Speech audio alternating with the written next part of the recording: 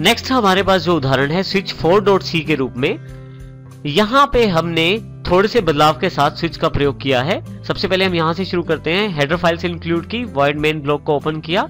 यहाँ हमने 4 वेरिएबल लिए हैं, चारों इंटीजर डेटा टाइप के हैं, A, B, C और चॉइस, जिसमें हमने सबसे पहले एक मैसेज प्रिंट करवाया है, welcome to our small calculator. उसके पश्चात प्रिंटफ मैसेज है, एंटर 2 नंबर्स। जो 2 नंबर आप एंटर करते हैं उनको A और B में स्कैनफ के द्वारा स्टोर करवा दिया जाता है। और उसके पश्चात यूजर की चॉइस लेने के लिए ऑप्शंस दे दिए गए हैं, 1 for addition, 2 for subtraction, 3 for multiplication, 4 for division और लास्ट में एंटर योर चॉइस। यूजर जो चॉइस यहाँ पे देता है इन चारों में से, उस चॉइस को स्कैनफ के द्वारा चॉइस वेरिएबल में स्टोर कर दिया जाता है। अब हम स्विच सेक्शन पे आते हैं।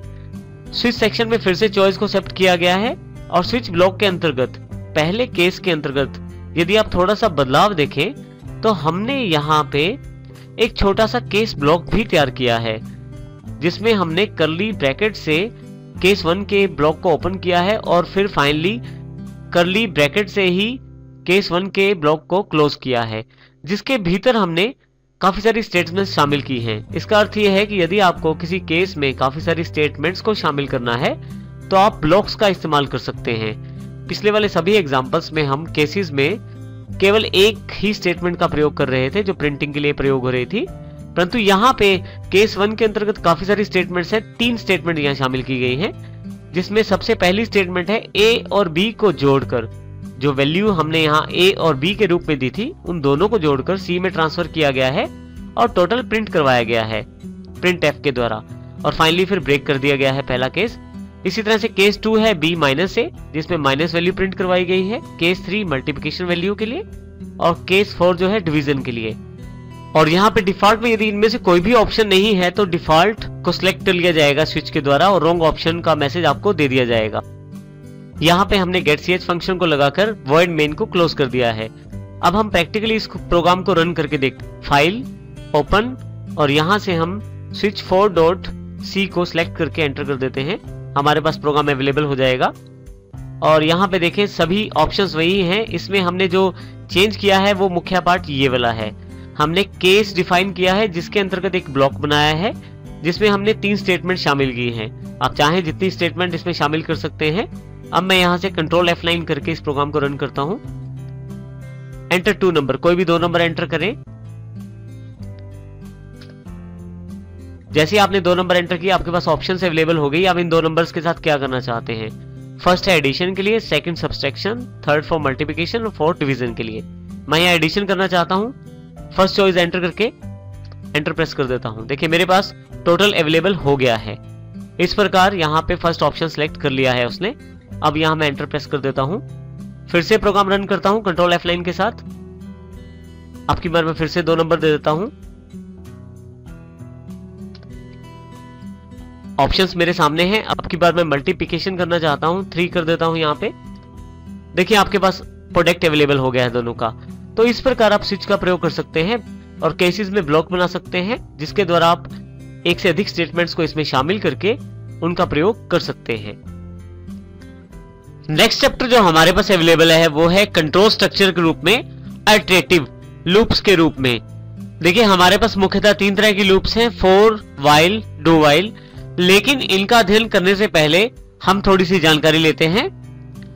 हमारे पास यहाँ 2 प्रोग्राम हैं। जो पहले वाला प्रोग्राम है जो हेलो फ्रेंड्स प्रिंट करवाता है, जो हमने पहले करके देखा था, इसमें यदि आप ध्यान दे तो हेलो फ्रेंड्स को एक बार प्रिंट करवाया जाता है। कारण ये है क्योंकि मैंने इसको एक बार लिखा है। मान लीजिए मुझे हेलो फ्रेंड्स को 5 बार प्रिंट करवाना है, उसके लिए मुझे 5 बार ये स्टेटमेंट लिखनी पड़ेगी printf हेलो फ्रेंड्स के रूप में। परंतु तब क्या होगा अगर मुझे यही स्टेटमेंट 50 बार प्रिंट करवानी हो, या मान लीजिए मुझे यही स्टेटमेंट 5000 बार प्रिंट करवानी हो, तो क्या मुझे दोबारा इनको लिखना पड़ेगा? नहीं, इसकी आवश्यकता नहीं है। ऐसे कार्य जिनको रिपीटेडली बार बार किया जाता है उनके लिए हम लूप्स का प्रयोग कर सकते हैं। लूप्स बहुत ही महत्वपूर्ण रहती हैं उन कार्यों के लिए जहां कुछ कार्य आप एग्जीक्यूट करते हैं रिपीटेडली, यानी कि आप बार बार किसी कार्य को करते हैं। हम इस प्रकार किसी इंस्ट्रक्शन को किसी स्पेसिफिक नंबर ऑफ टाइम्स तक रिपीट कर सकते हैं। हम चाहें तो इसके साथ कोई कंडीशन भी अटैच कर सकते हैं, जिसमें जब तक वो कंडीशन सेटिस्फाई नहीं हो जाती तब तक लूप्स उन स्टेटमेंट्स को बार बार एग्जीक्यूट करता है। इस बात को हम अभी एग्जाम्पल के द्वारा समझते हैं, लेकिन हमारे पास यहां देखिए लूप्स मुख्यतः सी में 3 प्रकार की उपलब्ध रहती हैं: for loop, while loop, do while loop. इन तीनों लूप्स का प्रयोग करके आप किसी पर्टिकुलर स्टेटमेंट को particular number of times execute कर सकते हैं, और यदि आप चाहें तो किसी कंडीशन के पूरा होने तक भी आप उसे एग्जीक्यूट कर सकते हैं। आप कोई भी लूप प्रयोग करें, चाहे वो फॉर लूप हो, व्हाइल लूप हो या डू व्हाइल लूप हो, 3 मुख्य पार्ट इन सभी लूप्स में कॉमन रहते हैं। सबसे पहला है इनिशियलाइजेशन, दूसरा है कंडीशन और तीसरा है आइट्रेशन। सबसे पहले हम इनिशियलाइजेशन की बात करते हैं। इसको हम स्टार्ट ऑफ लूप भी कह सकते हैं। मान लीजिए आपको 50 लाइनें प्रिंट करनी है, तो उसमें आपको कहीं ना कहीं से तो शुरुआत करनी पड़ेगी। तो हम एक सबसे पहले नंबर से शुरुआत करेंगे। हम 1 से शुरू करते हुए 50 तक जाएंगे। इसके लिए हम एक वेरिएबल बना लेते हैं काउंटर, और ये इंटीजर डेटा टाइप का है। इसमें हम 1 स्टोर कर देते हैं, जो ये जानकारी देता है कि हमारा जो कार्य होगा वो इस नंबर से शुरू होगा। अब यहाँ पे काउंटर हमारे पास एक वेरिएबल है जिसमें हमने 1 असाइन कर दिया है। अब इस काउंटर को हमने 50 तक लेके जाना है, परंतु इस वक्त ये काउंटर 1 है। इसका अर्थ ये हुआ कि ये स्टार्ट ऑफ लूप है। यहां से नंबर 1 से हमारी लूप शुरू होने वाली है, क्योंकि हमें 50 लाइनें प्रिंट करवानी है। तो शुरुआती पॉइंट, हमारा स्टार्टिंग पॉइंट जो है वो 1 है। दूसरा हमारे पास जो सबसे इंपॉर्टेंट पॉइंट है कंडीशन, जिसको हम एंड ऑफ लूप भी कह सकते हैं। एक लूप तब तक चलती है जब तक हम किसी पर्टिकुलर कंडीशन को सेटिस्फाई नहीं करते। उदाहरण के लिए हमारे पास यहाँ पे जो हमारा टास्क है उसके अंतर्गत हमें 50 लाइनें प्रिंट करवानी है। तो शुरुआत हमारी 1 से हुई थी, लेकिन हमें ये लाइनें तब तक प्रिंट करवानी है जब तक हम 50 तक नहीं पहुंच जाते। इस कारण जब तक हम 50 तक नहीं पहुंचते तब तक ये कार्य होता रहेगा। इस चीज को हम कंडीशन कहते हैं। यहाँ पे यदि आप ध्यान से देखें तो counter less than equal to 50, जब तक काउंटर छोटा है या 50 के बराबर नहीं हो जाता तब तक हमारी जो कार्य है, हमारी जो टास्क है, हमारी स्टेटमेंट्स एग्जीक्यूट होती रहेंगी। इसका अर्थ ये हुआ कि शुरुआत हमारा इनिशियलाइजेशन 1 था, और हमारा जो एंड ऑफ लूप है वो जब तक हम 50 तक नहीं पहुंचते तब तक हमारा कंडीशन पॉइंट अवेलेबल रहेगा। थर्ड जो सेक्शन है आइट्रेशन। आइट्रेशन 2 प्रकार से उपलब्ध रहती है, इंक्रीमेंट और डिक्रीमेंट। मान लीजिए हमें 1 से 50 की ओर बढ़ना है, तो इसको हम इंक्रीमेंट आइट्रेशन कह सकते हैं, जिसमें हमें 1 में कुछ जोड़कर 50 तक पहुंचना है। इसके लिए हम काउंटर प्लस प्लस और काउंटर माइनस माइनस का प्रयोग कर सकते हैं। क्योंकि हम इंक्रीमेंट की बात करें तो काउंटर प्लस प्लस का प्रयोग करेंगे। काउंटर प्लस प्लस का अर्थ है कि आप जब 1 से लेकर 50 की तरफ बढ़े तो हर बार काउंटर में 1 जोड़कर आगे बढ़े। कुछ इस प्रकार से इसका अर्थ ये बनता है counter equal to counter plus 1। इसी तरह से मान लीजिए हमारे पास कंडीशन उल्टी होती है, हमें 50 से 1 की तरफ जाना होता, तो उस स्थिति में हम डिक्रीमेंट आइट्रेशन का प्रयोग करते, जिसमें काउंटर माइनस माइनस का प्रयोग करते, जिसका अर्थ होता counter equal to counter minus 1।